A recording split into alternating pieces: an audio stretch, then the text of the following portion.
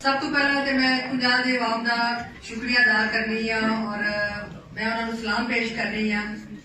कि जो उन्होंने पिछला रिजल्ट दिता है और वाकई वो रिजल्ट देख के हैरानकुन रिजल्ट से पंजाब का हूँ रिजल्ट रख के असीं बैठे हैं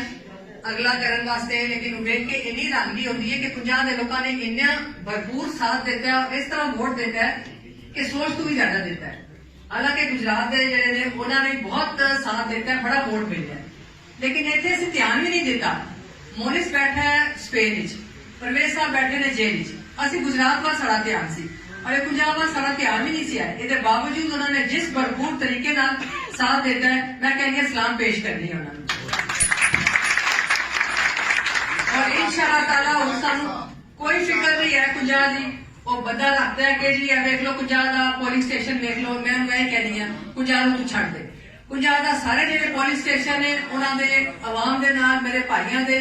वो छड़ दे तू उन्होंने वो खुद ही सारा कुछ जिस तरह उन्होंने पहला अरेंज किया है हूँ इस वक्त भी उस तरह ही करेंगे। ये बावजूद कि जो उन्होंने धमकियां जिस तरह बंदे चुके गए ने वो थोड़े सारे के सामने अज भी जिस तरह असं पहुंचना जो कुछ इन्होंने किया और बाजी ने जिस तरह आख्या कि इन्हों छो शाम तक इन्हों छो और मैं डीपीओ खुद वार्निंग देनी है ये साढ़े औरतों को इन्ना को डीपीओ डरे है ये आंदा है कि इलेक्शन वाले दिन मैं इन्होंने बाहर नहीं निकलन देना तो मैं उन्होंने पैगाम देना चाहनी हाँ तू रोक लै बेशक तू रोक लै असं घर च बवांगे लेकिन ये बावजूद जी गुजरात की अवाम है वो हर पासे निकलेगी और हर पासे डट के मुकाबला करेगी। ये साढ़े दो औरतों को डरे है इनको मैं तेन कहनी अच्छा असं नहीं जाते सानू रोक लै असं उत्थे रुक जावां असं कोई तेरे बगैर की नहीं करांगे जो तू पे करना और ये सारा कुछ जो बंदे बनाना पिया कहने वाले जो है ने वो है ने लेकिन ये जो इतने लगे है ना ये सारा कुछ शो करना है साढ़े को पिछला सारा रिकॉर्ड मौजूद है हूँ अगू भी जो करना सो कर ले। गुजरात की आवाम जी है वो मुकाबला इलेक्शन वाले दिन करेगी कि सारी जिंदगी याद रखेगा और रही इन्हों की गल इन्हों दिल से बंदा पूछे इन्हों कि तुसी गवाही दियो अपने दिल के सामने रख के और अल्लाह नूं गवाही दियो कि तुहानूं सुकून है जिहड़ा तुसी इलेक्शन आंदे जिते मिनिस्टर बन के बैठे हो इसके बावजूद कि एक शाफे में जो एमपीए बनया मिनिस्टर बनया ईद वाले दिन गुजरात आया यदा हजे तक पागलपन खत्म नहीं होया ये घर आया 8 बजे आके ते दरवाजा तोड़ के ये चला गया फोटो मौजूद है मैं तो मोनिस को आख्या बाहर देनिया तस्वीर वो कहना दफा करो ये देखो किस हद तक ने इन्होंने बंदा पूछे थोड़े कोई मर्दानगी नहीं है थोड़िया पुपियां ने पुपियां कहते भी मैंने शर्म आती है बाहर के बंदे कोई मैंने फोन करते हैं आंदे ने पुप्पो जी मैं मानी कि बेटा ए फिकराना बोल और कोई ना लै ए फिकराना बोल घोसन लग पैदा नहीं तू साड़ी पुपी हो मैं कहा जिन्होंने पुपियां सन उन्होंने की किया हूं पिछे कि गुंजाइश रह गई है इस रिश्ते की इस वास्ते इन डीपीओ मैं वार्निंग देनी है बाजी ने वजह तो दी है मैं डीपीओ देनी है तो शाम तक ये बंदे साथ साढ़े अगर ना छड़ेगा ये चारे भैन ये गुजरात की आवाम के नाल तेरा खराब करेंगे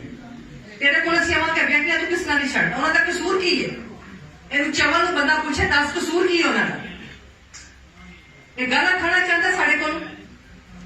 सानू फड़े ना उन्होंने की किया इस गल का जवाब देवे ना जो बंदे फड़ता पे उन्होंने की कसूर है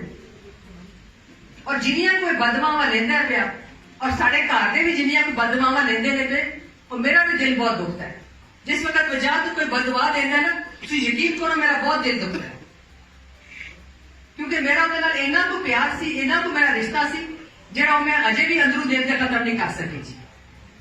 इस वास्ते उन्होंने मैं कहनी हाँ यह काम ना करो इलेक्शन लड़ो तू अपने मुंडे को खड़ा किया ना जिहड़ा कि बड़ा वड्डा इकदाम सी और तेरे नाल चाल चली गई है इन्होंने इस गल की समझ आएगी बाद दो जो मुंडे ने तीसरा नकली इन्होंने चाल चली है कि असं तो गंदे हो गए ये जड़ा है परवेज साहब के नाल इहदा बड़ा रिश्ता है उन्होंने इहदे नाल बड़ा रिश्ता है इनू गंदा करनी इनू सिर्फ गंदा करने वाले चाल चली गई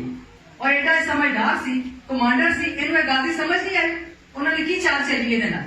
और वो कामयाब हो गए वो बड़े खुश होते हैं जो साढ़े बयान आते हैं वजह के खिलाफ वो बहुत खुश होते हैं सारिया रिपोर्टा मेरे को और मेरे को यह रिपोर्ट है वो गल्लां की करते रहे वजह के बारे लेकिन इन्होंने इस चीज का एहसास ही नहीं है ये बस कट्ठे बैठ के उन्होंने लगे किस तरह सीट जितनी है MPA बना के चल तू मिनिस्टर नहीं बना लेंगे, फिर की होगा? रुलते फिरते ने पे MPA मिनिस्टर भी रुलते ने पे। असल जरा रिश्ता सी, असल जरा तेरा है सी, वो मुकाम सी, खत्म हो गया ना। इको तू गल फड़ी है आना क्या हर सूरत MPA बनाना है, असि आने बना ले तू। वो तो सानू मेरे मुखालफ जेडे ने वो भी मैसेज भेजते हैं जी उन्होंने फैसला कर रहे हैं ये 12 बजे उन्हें MPA बन जाए। मैं क्या 12 बजे क्यों बनना, हूं बन जाए, हूं ना अनाउंस कर दे। क्यों लोगों का वक्त जाया पे करते हैं, लोगों को कुटते मारते हैं पे, हूं अनाउंस कर दो, असि तैयार हाँ। लेकिन सारी गल है वे जेडे अगे बढ़े ने उन्होंने पता है ना कि असि किस तरह बढ़े हैं। इस बात सानू कोई फर्क नहीं पड़ता ना परवेज साहब देखो कोई इस चीज की अहमियत है MPA MLA ते ना मिनिस्ट्री वो जिथे पहुंचे ने ना उथे तक कोई पहुंच के बाहर जेड़ा मुकाम ऐसा करता ना तक पहुंच के और दूसरा इन्हें धमकी दी सी बल्कि वार्निंग दी सासू इनू मोनिस नू कि स्पेन बैठा बंदा मेरा मुकाबला करके दिखाए। मैं कहनी हूं शर्म आनी चाहिए, वो स्पेन बैठ के उन्हें मुकाबला किया कि नहीं किया करके बहा दिता तू वोट दे अपने। और मोनिस से परवेज साहब खड़े सन या बाजी कैसला खड़े सन या मैं खड़ी सन, ये वोट मोनिस के वोट सन परवेज साहब के वोट सन, ना मेरे वोट सन ना बाजी कैसर के वोट सन। ये जेडे काम किए ने परवेज साहब ने मोनिस के काम किए सन। हूं दस ना अपनी गल करना हूं स्पेन बैठे ने तेरा मुकाबला कैसा किया है, वोट वे और वे स्पेन बैठे बंदे ने कितने बजे वोट पाए ने। चौधरी मोनिस इलाई जिंदाबाद, चौधरी मोनिस इलाई जिंदाबाद। मैं तो कह रही हूं असि सिर्फ भैणा ही कर सकती हैं कि असि पढ़ के मोनिस के परवेज साहब से फूक दिया नहीं।